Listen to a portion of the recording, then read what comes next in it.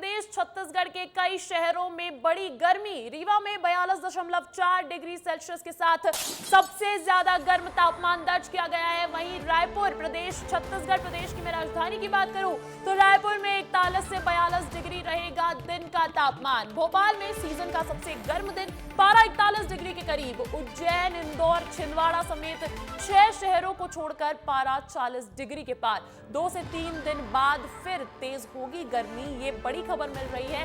देखिए, लगातार गर्मी का मौसम जो है वो शुरू हो गया है और ऐसे में हीट वेव की संभावना जताई जा रही थी और उसी सिलसिले में मध्य प्रदेश छत्तीसगढ़ के कई शहरों में पारा जो है वो 40 डिग्री के पार दर्ज करवाया गया है। अब इस खबर पर अधिक जानकारी के साथ मेरे साथ जुड़ गए हैं भोपाल से मेरे सहयोगी सूरज तिवारी और रायपुर से रोहित मिश्रा। सूरज, सबसे पहले मैं आपका रुख करूंगी। बताया जा रहा है कि मध्य प्रदेश के बड़े शहरों में तापमान जो है वो पारा जो है वो एकदम बढ़ता जा रहा है। क्या क्या कुछ संभावनाएं हैं मौसम के ऐसे ही रहने की?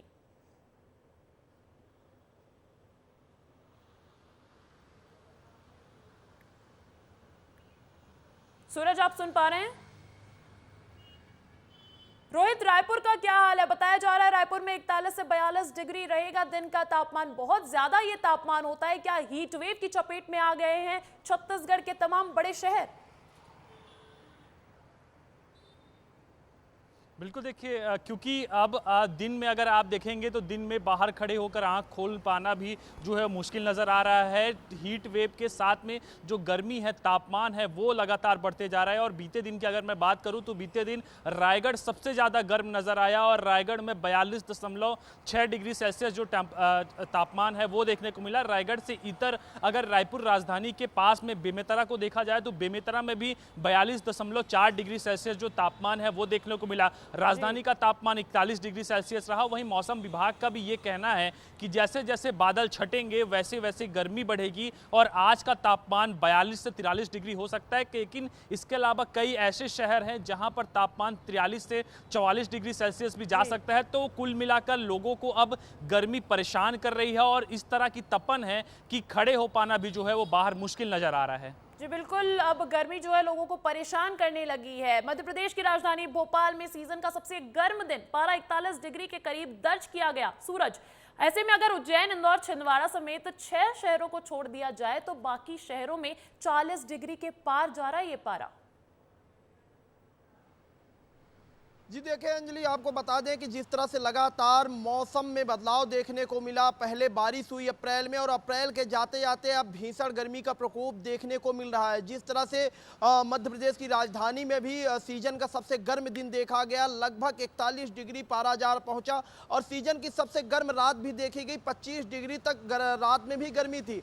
ऐसे में कुछ जिलों को छोड़ दिया जाए अगर मध्य प्रदेश के तो सभी जिलों में 40 डिग्री पार पारा पहुंच चुका था। रीवा में यहाँ कि लगभग 42 डिग्री पार पारा पहुंच चुका था। जब मौसम विभाग के वैज्ञानिकों से जब हमारी बातचीत हुई तो उन्होंने ये बताया कि मई में भी ऐसा ही मौसम रहने वाला है और कई जिले ऐसे हैं जहां पारा लगभग 44 डिग्री तक पहुंच जाएगा। अगर पारा 44 डिग्री पहुंचता है तो कहीं ना कहीं लोगों को झुलसाने वाली गर्मी का एहसास करना पड़ेगा। और अभी सुबह के 8:30 करीब 8:30 बज रहे हैं और धूप इतनी कड़ी है कि कहीं ना कहीं अभी भी ऐसा लग रहा है कि छांव में जाकर खड़े हो, यानी मॉर्निंग से ही लगातार सुबह से ही जा रहा है। ऐसे में आने वाले दिनों में मौसम की तरफ से कोई राहत मिलती नहीं दिख रही है। बहुत बहुत शुक्रिया सूरज, बहुत बहुत शुक्रिया रोहित तमाम जानकारी के लिए। और अब अगली बड़ी खबर मिल रही है महादेव सट्टा ऐप से जुड़ी। रायपुर में महादेव सट्टा ऐप मामले में आज होगी पेशी।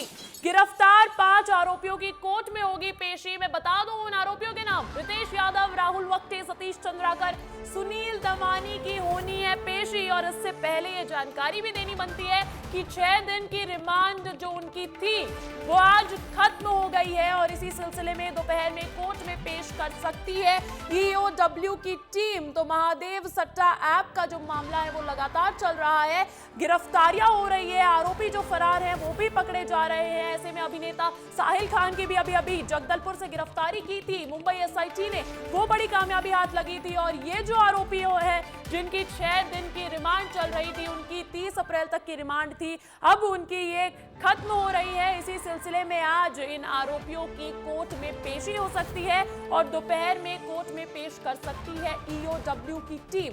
अब इस खबर पर एक बार फिर से मेरे साथ जुड़ गए हैं मेरे सहयोगी रोहित।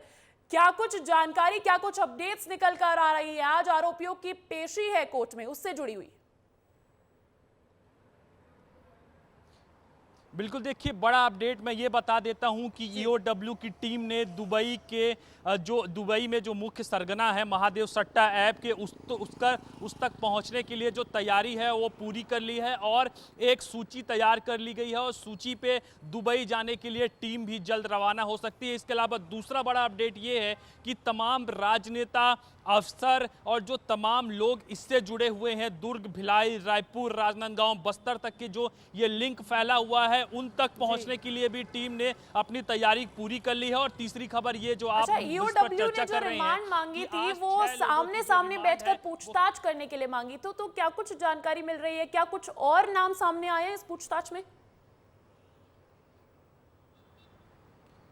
बिल्कुल, देखिए राहुल वट्टे जो पूरा महादेव सट्टा ऐप था उसको डिजिटल को संभालता था और डिजिटल को जो तमाम कामकाज है वो देखता था, उसको गिरफ्तार किया गया था। और रितेश यादव, और दोनों गिरफ्तारी के साथ ये माना जा रहा है कि जो तमाम और अन्य लोग हैं, क्योंकि नेटवर्क बहुत बड़ा था और इंटरनेशनल स्तर तक के ये नेटवर्क फैला हुआ था और 500 करोड़ रुपए से ज़्यादा तो छत्तीसगढ़ में इसकी बात थी। तो जो सामने है, ईओडब्ल्यू की टीम ने 14 दिन की रिमांड मांगी थी, 6 दिन की ही रिमांड मिली थी और 6 दिन के रिमांड में काफी कुछ जानकारी राहुल वट्टे और रितेश यादव से निकाला गया। इसके अलावा पूर्व में जो सतीश चंद्राकर हैं, इसके साथ में कई और आरोपी जो गिरफ्तार थे, वो तमाम लोगों से ही पूछताछ की गई है। तो सूची तैयार हो रही है और जल्द बड़ी जानकारी, बड़ी अपडेट आप दे रहे हैं महादेव बेटिंग ऐप मामले से जुड़ी हुई। बहुत बहुत शुक्रिया रोहित तमाम जानकारी के लिए। बढ़ते हैं अगली खबर की ओर।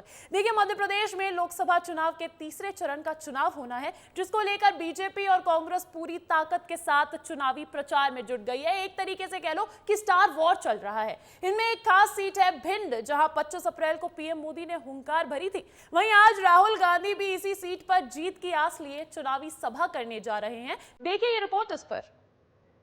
लोकसभा चुनाव के पिछले 2 चरणों की तुलना में इस बार कांग्रेस अधिक जोर लगाती दिखाई दे रही है। वहीं मतदान प्रतिशत बढ़ाने को लेकर बीजेपी भी सतर्क हो गई है।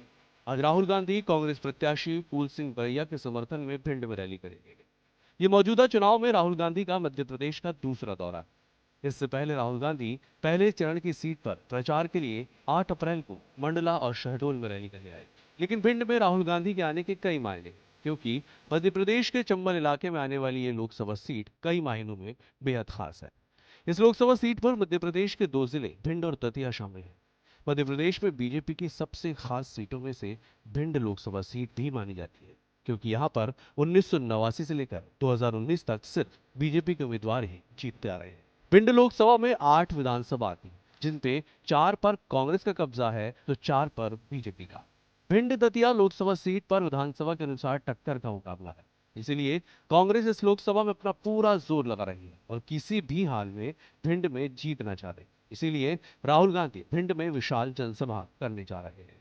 भिंड का जातिगत समीकरण, यहाँ पर करीब 3 लाख क्षत्रिय मतदाता है, वहीं 3 लाख ब्राह्मण वोटर हैं, करीब 3.5 लाख दलित वोटर। लेकिन यहाँ पर जातिगत समीकरण ज्यादा मायने नहीं रखते, क्योंकि इनका मिलाजुला असर दिखाई देता है। तीसरे चरण में जिन 9 सीटों पर मतदान होना है, उनमें भोपाल, बैतूल, सागर, विदिशा, राजगढ़, भिंड, मुरैना, गुना और ग्वालियर शामिल है। और कांग्रेस के लिए भिंड लोकसभा सीट काफी मायनों में है और इसीलिए राहुल गांधी भिंड में प्रचार करने आ रहे हैं। लेकिन राहुल गांधी का यह दौरा कितना कारगर साबित होगा, ये तो चुनाव परिणाम के बाद स्पष्ट होगा। ब्यूरो रिपोर्ट, विस्तार न्यूज। कर लेते हैं छत्तीसगढ़ की। छत्तीसगढ़ इन दिनों बीजेपी और कांग्रेस के तमाम स्टार प्रचारकों के लिए हॉटस्पॉट बना हुआ है। कांग्रेस नेता राहुल गांधी के बाद आज पार्टी के राष्ट्रीय अध्यक्ष मल्लिकार्जुन खड़गे छत्तीसगढ़ आ रहे हैं। वो यहाँ के जांजगीर चांपा में चुनावी जनसभा को संबोधित करेंगे। कांग्रेस उम्मीदवार शिव कुमार डहरिया के लिए वोट मांगेंगे और जांजगीर चांपा में दौरे से पहले खड़गे रायपुर में मीडिया के लोगों से भी मुलाकात करेंगे। इस दौरान उनके साथ कांग्रेस के प्रदेश प्रभारी सचिन पायलट, पीसीसी चीफ दीपक बैज और पूर्व सीएम भूपेश बघेल भी मौजूद रहने वाले हैं। जांजगीर चांपा 20 साल से भारतीय जनता पार्टी का कब्जा है वहां पर, और ऐसे में इस बार कांग्रेस का प्रयास है उस गढ़ को भेदने का। और हमारे साथ जुड़ गए हैं मेरे सहयोगी प्रकाश साहू। प्रकाश, जांजगीर चांपा 20 सालों से बीजेपी का गढ़, वहां पहुंच रहे हैं मल्लिकार्जुन खड़गे में, ऐसे में क्या तैयारियां हैं?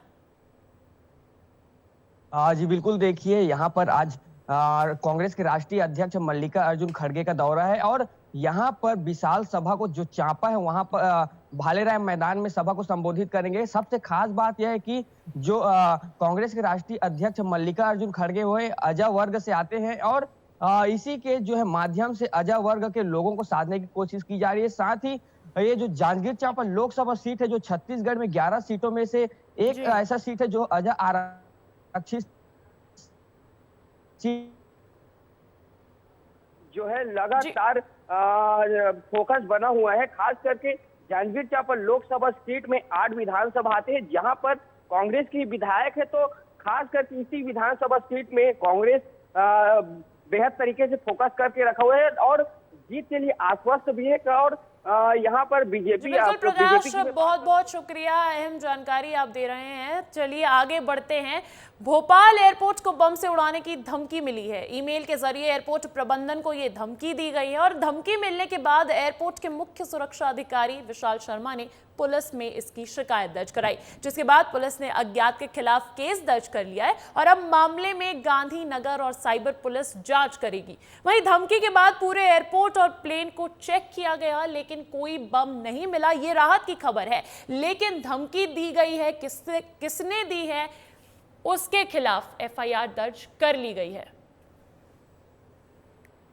हमेशा से अपने विवादित बयानों से चर्चा में रहने वाले बस्तर के कांग्रेस प्रत्याशी कवासी लखमा एक बार फिर विवादों में है। दरअसल सकरी की सभा में राहुल गांधी के मंच पर आने से पहले कवासी लखमा ने पीएम मोदी पर जमकर तंज कसा। लखमा ने कहा कि मोदी की गारंटी मतलब बीवी छोड़ने की गारंटी। एक बार फिर लखमा जीतेगा और मोदी की हार निश्चित है। वहीं कवासी लखमा ने बीजेपी में शामिल होने वाले कांग्रेसियों को कचरा कहते हुए कहा इन दल बदलुओं को वापस नहीं लेना है। सुनवाते हैं आपको।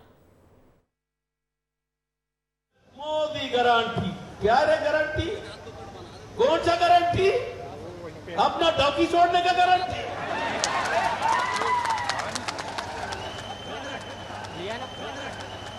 बच्चा रहने का नहीं रहने का गारंटी? तो इसलिए मैं इतना लोगों को पूछता हूं 10 साल में सरकार क्या किया, क्या गारंटी? कोई नहीं बताते।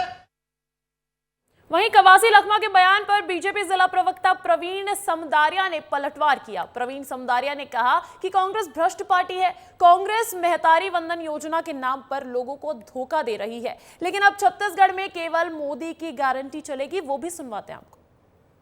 मोदी को झूठा बताने वाले कवासी लखमा जी शायद भूल रहे हैं कि 3 महीना पहले ही इस प्रदेश में विधानसभा के चुनाव हुए और ये जो चुनाव है पूरा मोदी जी की गारंटी पर यह चुनाव निर्भर था और 100 दिन से भी कम समय में मोदी जी की गारंटी को इसी प्रदेश में पूरा किया गया।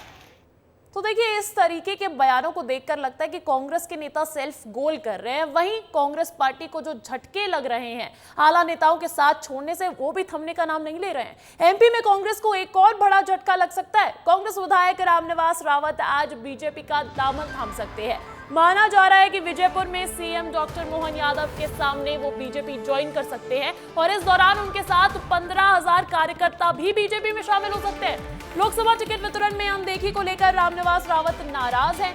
हालांकि बीच में खबर आई थी कि रामनिवास रावत की नाराजगी दूर हो गई है और अब ये खबर है कि शायद वो नाराजगी दूर नहीं हुई है। अभी भी वो भारतीय जनता पार्टी का दामन थाम सकते हैं।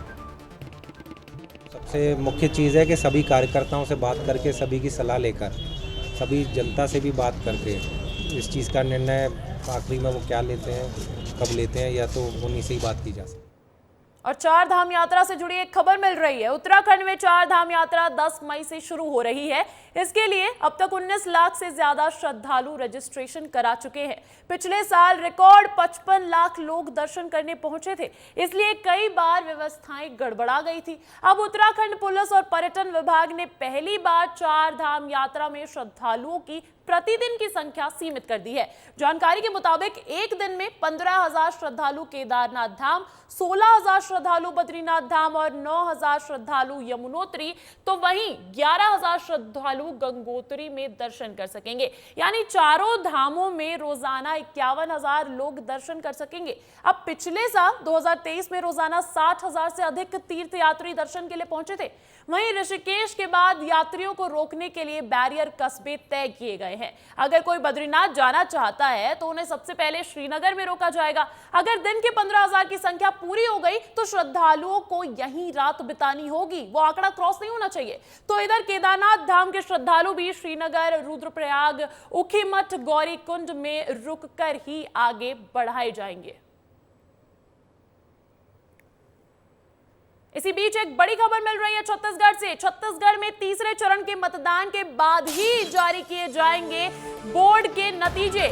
10 से 15 मई के बीच जारी हो सकता है रिजल्ट। 10वीं और 12वीं बोर्ड परीक्षा के नतीजे हो सकते हैं जारी। बोर्ड ने पूरा किया मूल्यांकन का काम। खबरें आ रही थी कि जल्द ही एमपी बोर्ड के रिजल्ट के बाद छत्तीसगढ़ बोर्ड के रिजल्ट भी जारी कर दिए जाएंगे। लेकिन अब इसी बीच ये अपडेट है कि पहले तीसरे चरण का मतदान हो जाने दो। 7 मई को तीसरे चरण का मतदान होना है और उसके बाद ही नतीजे जारी किए जाएंगे। नई तारीख जो निकल कर आ रही है वो है 10 से 15 मई के बीच जारी हो सकता है रिजल्ट। 10वीं और 12वीं बोर्ड परीक्षा के नतीजे जल्द ही जारी हो सकते हैं, लेकिन तीसरे चरण के मतदान के बाद बोर्ड ने पूरा मूल्यांकन का काम कर लिया है।